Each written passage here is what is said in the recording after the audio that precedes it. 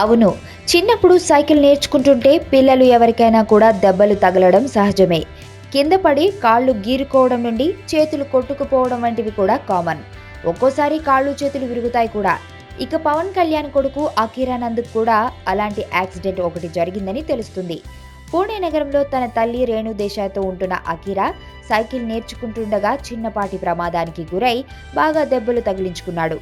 అయితే అతనికి వైద్యం చేయిద్దామని ఒక ప్రముఖ సూపర్ స్పెషాలిటీ హాస్పిటల్కు తీసుకువెళ్తే మాత్రం అక్కడ డాక్టర్లు, నర్సులు సకాలంలో స్పందించకుండా ఏడిపిస్తున్నారంటూ రేణు దేశాయ్ మొత్తుకుంది.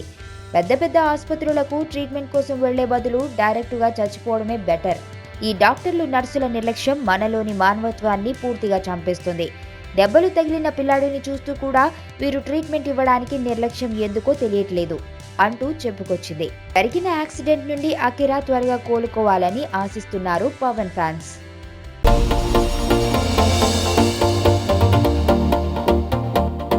ఇక్కడున్న రంగులన్నీ నీలోనే ఉన్నాయి. నలుగురిలోకి వచ్చి చూడొచ్చు కదా. అబ్బాయిలకు కావాల్సింది ఒక హగ్, ఒక ముద్దు, అంతే. దానికోసం ఏవైనా చేసేస్తారు. చాలా చూసేసినట్టుంది. దూరం నుంచి చూడడం కంటే దగ్గర నుంచి చూడడం ఇంకా బాగుంటుందని వచ్చేసా. బాగున్నాం.